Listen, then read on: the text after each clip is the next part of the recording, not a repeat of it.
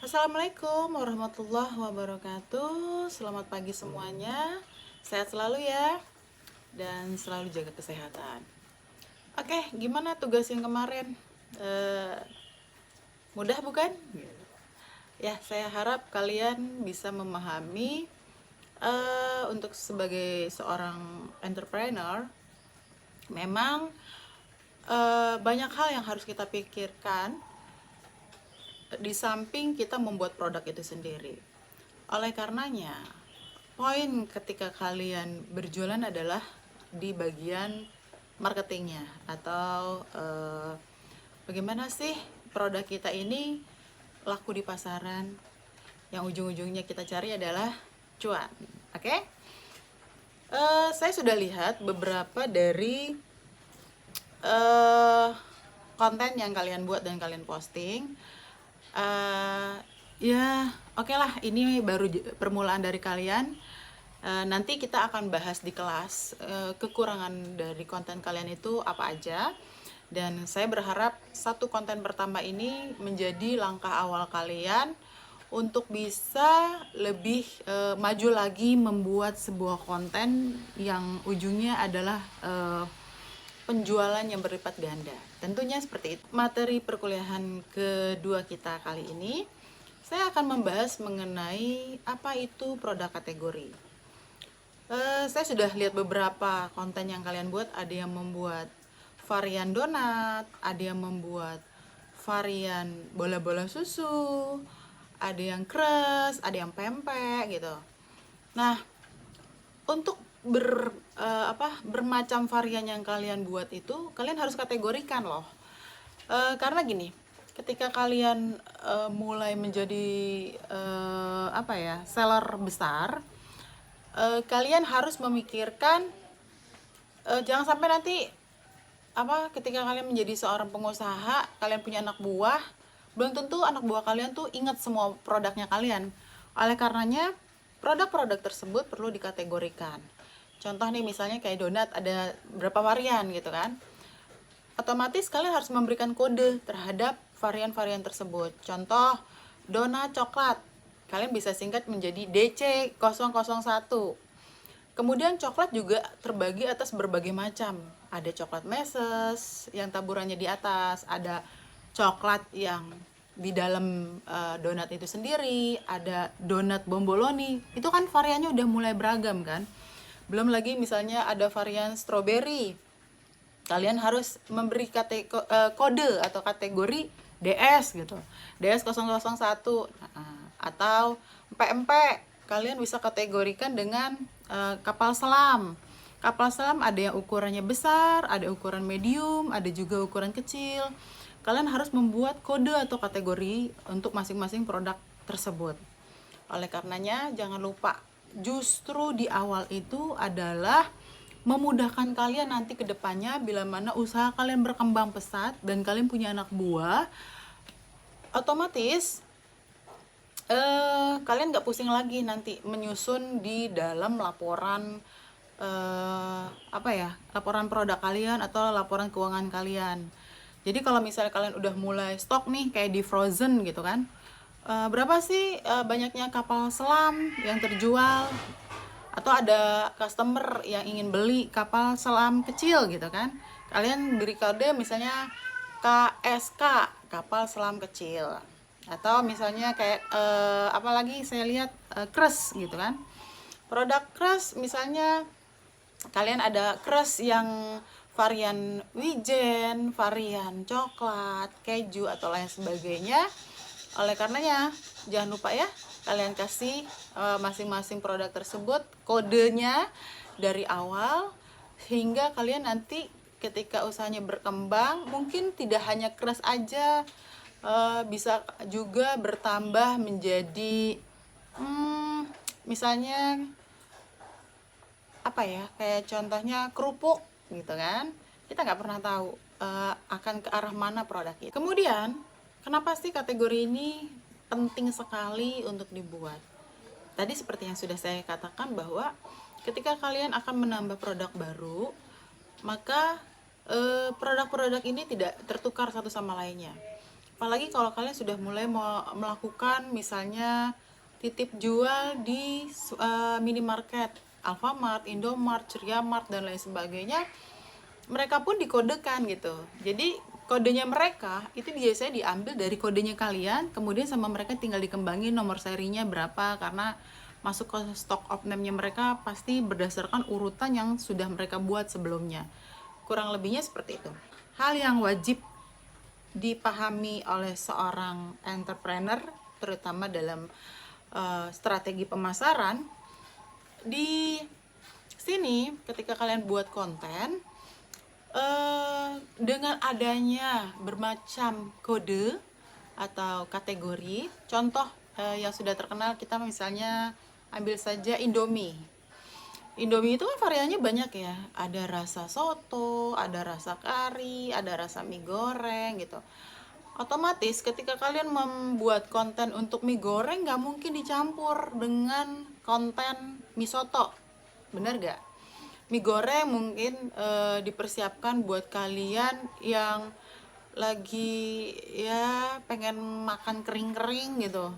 Otomatis konten atau iklan yang harus kalian buat sesuai dengan produknya kalian. Mie soto atau mie yang basah atau yang mie yang berkuah gitu. Banyak kan kalau kalian, aduh enak ya hujan-hujan gini bikin mie kuah, pasti brainstormingnya kalian tuh akan larinya ke kayaknya mie soto enak nih, atau ada juga yang suka mie kari, wah mie kari enak nih gitu. Kalau di daerah mungkin soto Banjar suka aku, ada limonya gitu. Dan bermacam strategi konten kalian yang terkait dengan kebutuhan dari konsumennya kalian itu bisa kalian manfaatkan gitu. Jadi di sini saya menekankan bahwa kenapa harus dikategorikan? Berdasarkan kategori itu kalian akan membuat sebuah strategi promosi apa yang cocok untuk produk baru yang kalian keluarkan. Berdasarkan dari hasil cerita atau pengalaman konsumen, otomatis ini kan yang buat atau ngeluarin produk kalian, misalnya MP-MP itu kan bukan cuman kalian gitu. Mungkin kalian adalah seorang pendatang baru, tapi kalian bisa mengamati produk tersebut dari orang-orang yang udah lebih dulu membuat produk tersebut. Otomatis hal apa yang dilakukan oleh kompetitor, atau ibaratnya kita kompetitornya mereka, kita harus amati dulu nih, mereka buat kontennya seperti apa sih gitu, iklannya bagaimana sih gitu, sehingga membuat orang tertarik untuk membeli produknya itu alasannya apa gitu. Kalian pasti sering ya mungkin lihat di TikTok, Kuira atau apa ya, ibu lupa ya, mungkin di Twitter juga ada gitu. Wah enaknya kalau lagi lagi meeting gini ada yang kerenyes-kerenyes gitu, seru nih gitu. Wah berarti kalian bisa bikin konten saat lagi meeting di bersama para atasan atau para partnershipnya kalian, atau dengan klien, kalian bisa menyajikan si makanan-makanan yang crunchy gitu. Itu bisa kalian bikinin konten seperti itu, sehingga membuat para calon konsumen kalian lihat, oh ya ini relate nih dengan kami gitu. Jadi ketika kalian melihat kompetitor, itu mengasah kalian untuk buat sesuatu yang paling tidak sejajar lah dulu untuk kompetitor. Kalau kalian bagi yang pemula minimal sejajar, tapi kalau seandainya kalian bisa berinovasi lebih, ya misalnya seperti lagi sibuk atau lagi bingung nunggu di bandara ngapain, nggak ada salahnya kalian bikin iklan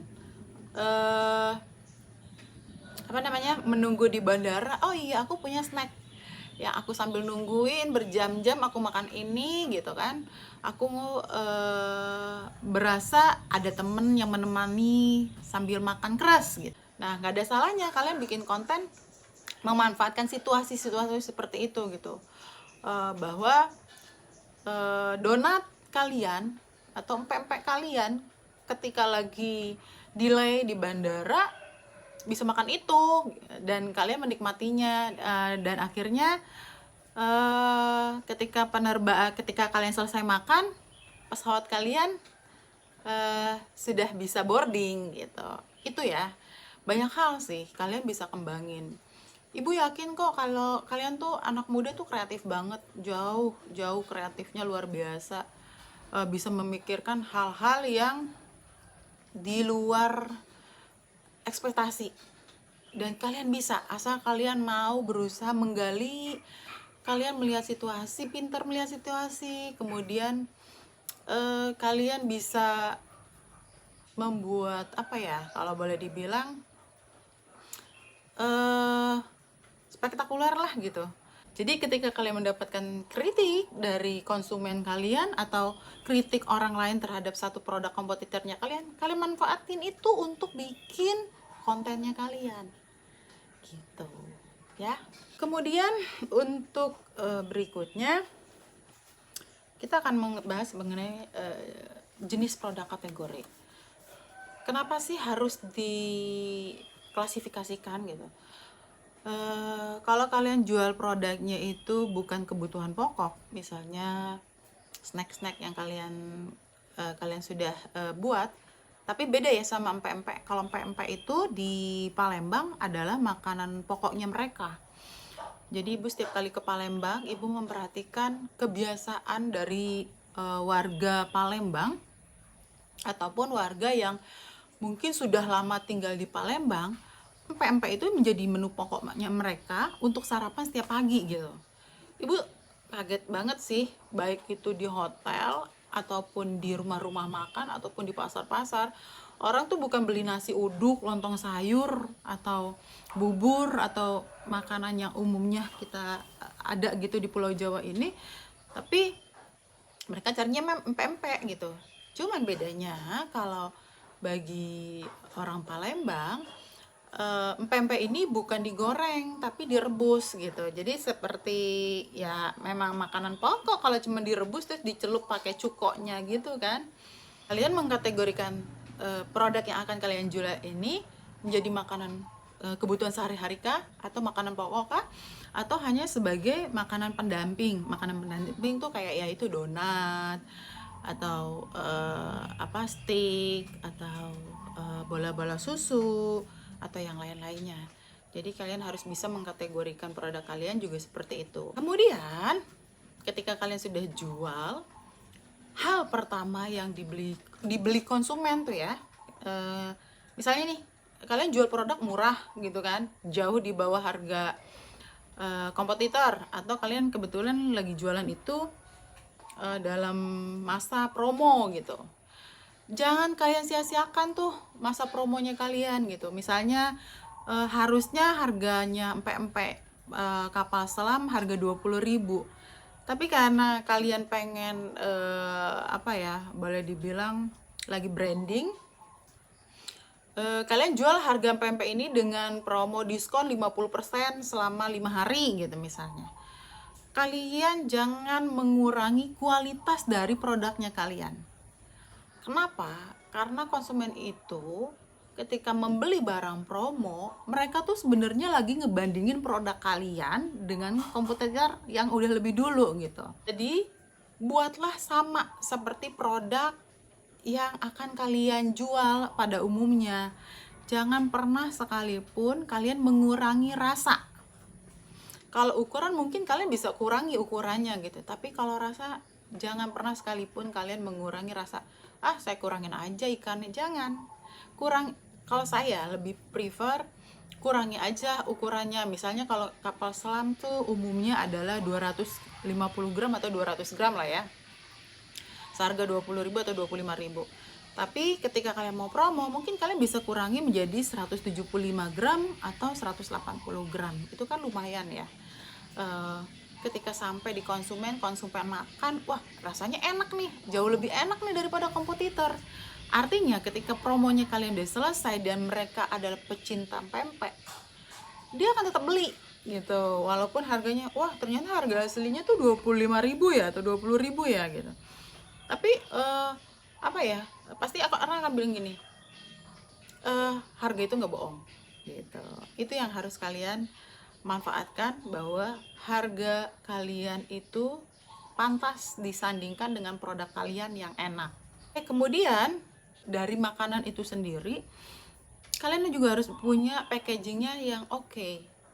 Misal donat, jangan sampai ibu pernah beberapa kali beli produk UMKM donat, harganya memang murah gitu, rasanya juga lumayan gitu, tapi belum bisa menyaingi produk Dunkin Donat atau Jeko atau apa, crispy, yang crispy itu apa, ibu lupa namanya, Krispy Kreme.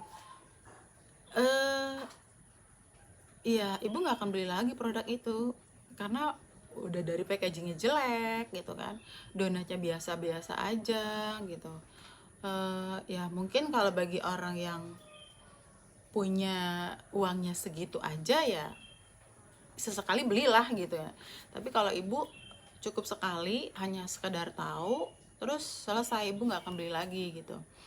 Oleh karenanya, di samping kualitas dari produk kalian harus oke dan memang harus kena dengan orang Indonesia, kalian juga harus punya packaging ya. Mungkin kalau di awal emang agak berat ya, tapi itulah manusia gitu. Nggak luput dari pandangan pertama itu ya dari covernya. Kalau dibilang don't judge book from cover, ya memang harus orang Indonesia apalagi gitu, itu akan ngejudge banget dari cover. Padahal rasanya mungkin oke gitu. Kalau rasanya oke, covernya jelek, ya masih ada lah yang mau beli gitu. Tapi kalau udah covernya jelek, produknya nggak enak, ya sia-sialah kalian berjuang. Kurang lebihnya seperti itu ya. Kalian juga bisa buat produk yang spesial produk gitu. Contoh, semenjak pandemi banyak banget ya anak-anak yang terkena ADHD, terkena autis, terkena apa, OCDC gitu dan lain sebagainya. Itu banyak banget, jangankan anak-anak, banyak juga orang-orang dewasa yang karena keparnoannya akibatnya dia jadi seperti itu gitu.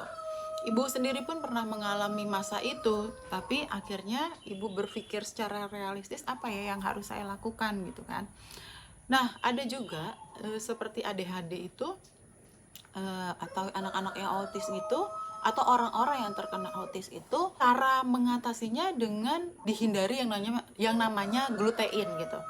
Entah itu glutein yang berasal dari susu ataupun glutein yang berasal dari hasil pengendapan atau pencampuran produk gitu. Kayak tepung dicampur dengan apa dan menghasilkan glutein. Oleh karenanya, kalian di sini bisa menjual produk kalian sesuai dengan kebutuhan konsumen, dan harganya kalian bisa jauh di atas harga kompetitor gitu. Misal contoh kayak donat gitu kan.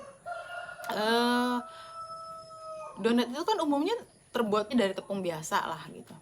Nah, kalian bisa nih buat produk spesial untuk orang-orang yang khusus ini, donat yang terbuat dari gandum murni gitu kan. Itu walaupun diolah dia nggak akan menghasilkan glutein gitu. Ataupun kalau ada kadar gluteinnya paling hanya 1%. Nah, kemudian juga kalian bisa bikin empek-empek, yang mana empek-empeknya ini gak ada kadar glutein, terbuat dari kentang gitu. Ada kan empek-empek kentang, ya mungkin kalian bisa coba. Atau mungkin yang banyak di pasaran kemarin ini selama pandemi, ibu memperhatikan bolu dari wortel lah, bolu dari bayam, dari sayur-sayuran, bolunya itu terbuat dari bahan itu. Tapi ibu perhatikan lagi, kok tepungnya tetap ya tepung tepung segitiga biru, kunci emas dan lain sebagainya gitu.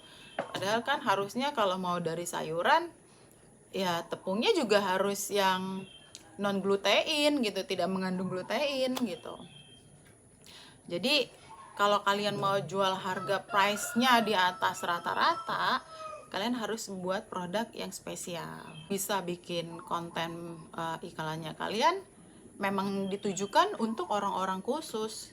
orang-orang yang mempunyai penyakit khusus kayak autis dan lain sebagainya tadi. Ketika kalian mengeluarkan produk seperti ini, kalian pasti akan punya pelanggan setia dong, bener gak? Karena dia nggak perlu repot bikin makanan buat anaknya lagi gitu. Bagi yang orang tuanya wanita karir, biasanya sih ya dia selalu beli produk dan akan menjadi pelanggan setia kalau memang makanannya ini bisa memenuhi nutrisi dari si anak, dan si anak penyakitnya berkurang dengan memakan produk dari kalian gitu. Karenanya kalian mau memanfaatkan situasi di kolom yang berbeda, ya cari yang seperti itu gitu.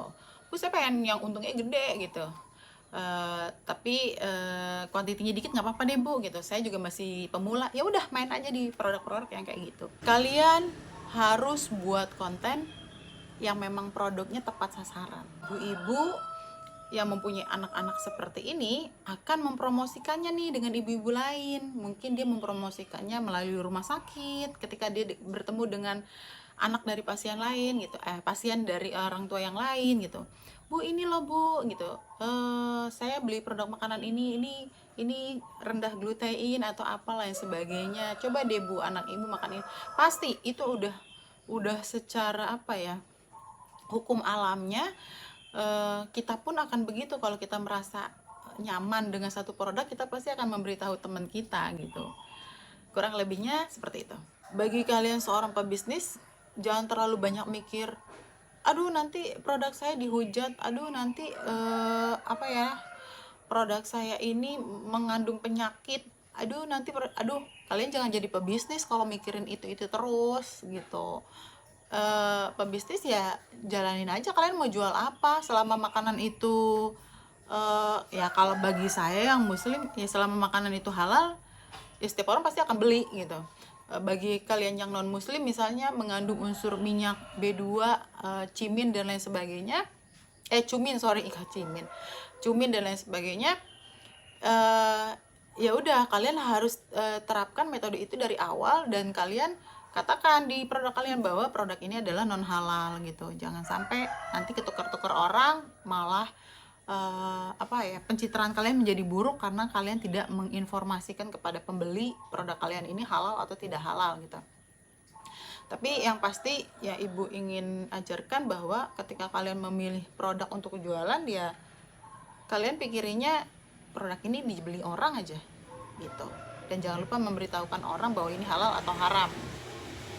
Jangan sampai nanti produknya udah laku baru keluar informasi bahwa produknya ini adalah haram. Contoh dulu Samyang, bener gak? Samyang masuk ke Indonesia, nggak pernah dikasih tahu bahwa Samyang ini mengandung sesuatu atau B2 dan lain sebagainya. Coba dari awal dia masuk ke Indonesia dengan menginformasikan bahwa ini mengandung minyak B2, pasti Samyang itu akan tetap laku terjual gitu. Tapi karena tidak menginformasikan itu, setelah 2 tahun kemudian diselidiki ternyata mengandung unsur tersebut, akhirnya namanya jatuh. Untuk naikin lagi itu susah gitu. Lebih baik kita dari awal ngebangun brainstormingnya itu yang baik. Maksudnya informasikan, edukasikan orang gitu, bahwa ini makanan memang berkualitas, memang halal, dan sini udah teruji. Itu tidak akan membuat orang meninggalkan kita, tapi orang akan tetap stay membeli produk kita, dan pasti setiap pelanggan akan menjadi setia. Oleh karenanya ketika kalian membuat produk yang berbeda tersebut, kalian harus meningkatkan brand awareness-nya kalian gitu, agar kalian punya eksistensi di mata dan di hatinya mereka. Kenapa sih harus ada yang seperti itu? Ibaratnya kalian buat kolam renang yang berbeda, otomatis orang yang akan berenang di kolam tersebut kan harus punya spesifikasi berbeda juga dong. Peluang itu ada ketika kalian bisa melihat situasi di sekitar kalian seperti apa. Kalau kalian bisa melihat peluang, wah kumpulan atau komunitas yang di sekitar saya itu adalah orang-orang yang mampu membeli dengan harga sekian di rate B atau di rate A gitu. Wah, kalau saya sih lingkungan saya, teman-teman saya, atau perkumpulan saya, orang-orangnya hanya bisa mampu belanja di rate E ya udah kalian buat produknya di rate E, jangan maksain untuk buat produk berkualitas tinggi di rate A atau B tapi harganya harga rate E, ya kaliannya tekor gitu. Kalian juga harus mempelajari situasi lingkungan kalian juga, jangan sampai kalian jualan salah kolomnya, salah pasarnya, itu kalian akhirnya ya boleh dibilang pasti bangkrut sih. Belum jalan 1 bulan juga udah pasti bangkrut sih kalau kayak gitu. Itu banyak yang terjadi seperti itu. Kemudian alasan terakhir kenapa harus kita mengklasifikasikan produk dan kita harus memperhatikan kompetitor kita itu siapa. Produk itu harus boleh dibilang produk yang life cycle, yang kehidupannya akan terus menerus berputar dan kalian harus selalu ada di situ gitu. Contohnya gini, balik lagi kayak Indomie itu walaupun misalnya nih ada orang yang udah punya penyakit yang nggak boleh makan Indomie, banyak banget ya, misalnya entah itu mulai dari ambeien, kayaknya banyak banget yang nggak boleh makan Indomie gitu. Tapi pada akhirnya ketika mereka udah sembuh, mereka tetap makan itu karena ya mungkin enak banget ya. Enak banget kali ya, jadi tetap makan gitu. Ya nggak tahu sih, manusia semakin dilarang saya rasa malah semakin jadi ya. Jadi life cycle dari makanan itu tetap ada. Jadi kesimpulannya, alasan kita mengklasifikasikan sebuah produk, yang pertama kita akan membuat produk yang life cycle.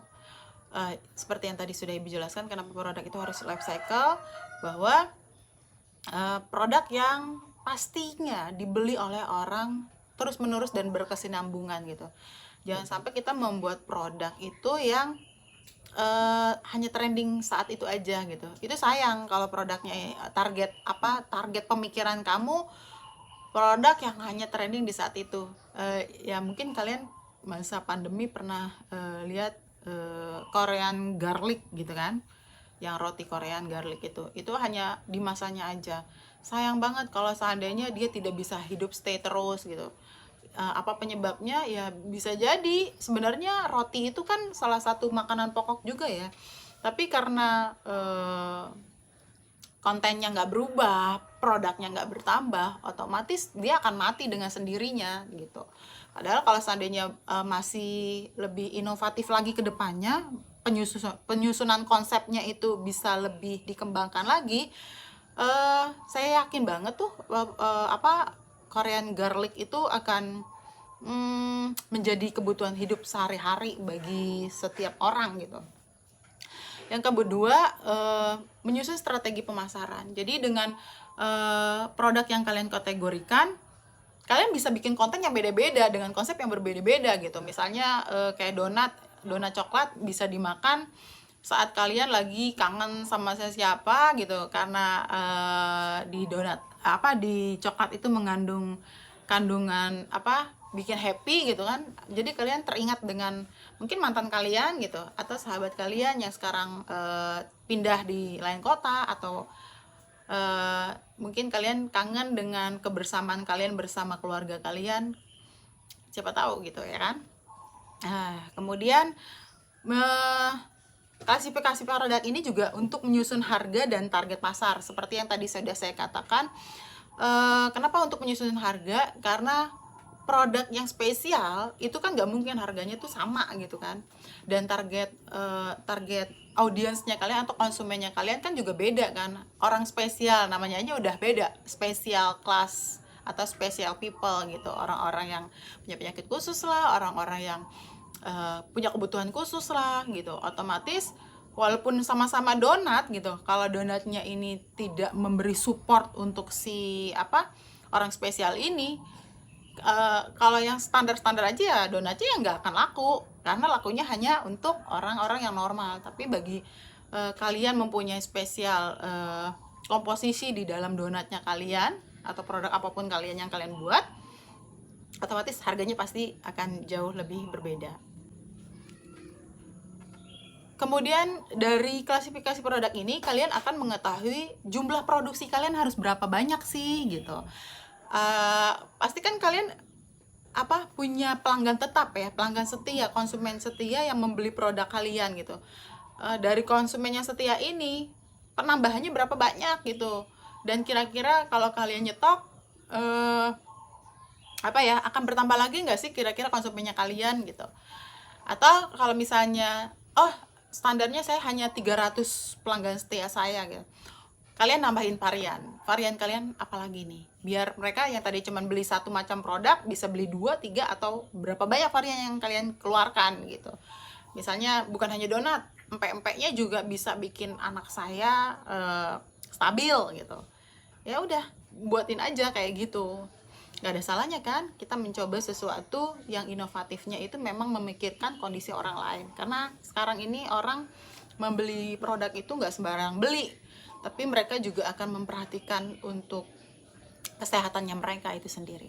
Otomatis ketika kalian bikin iklan atau konten, ini kalian harus memikirkan budget.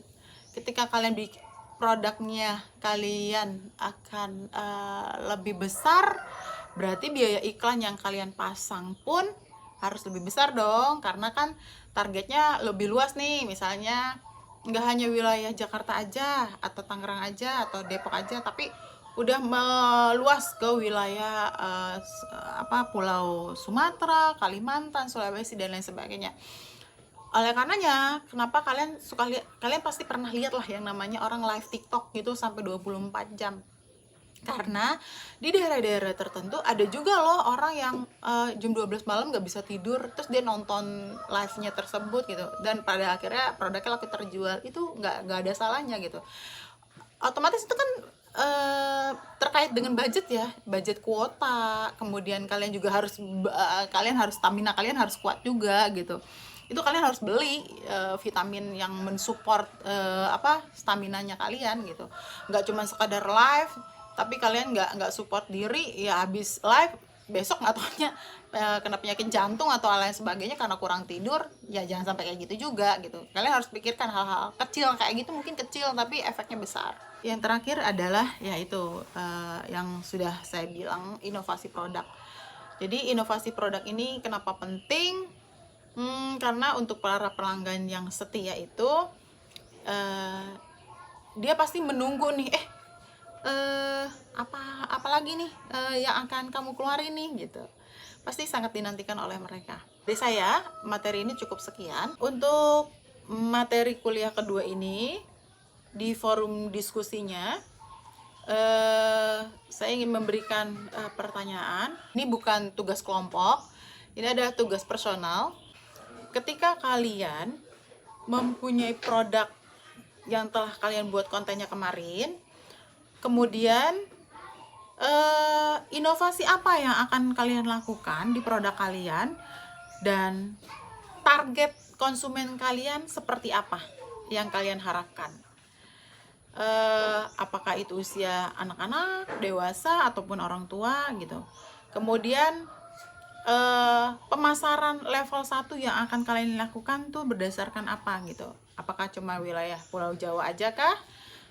Atau sampai ke luar negeri kah gitu. Untuk level 1-nya kalian seperti apa dan apa alasannya. Kurang lebih seperti itu pertanyaan forum diskusi materi kedua saya.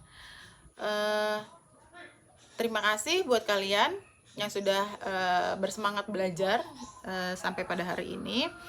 Saya harap materi ini bisa kalian paling tidak kalian pahami, karena ini terkait dengan apa yang akan kalian lakukan di masa depan adalah apa yang kalian mulai di hari ini. Wabillahi taufiq wal hidayah. Wassalamualaikum warahmatullahi wabarakatuh. Selamat pagi semuanya, sehat selalu.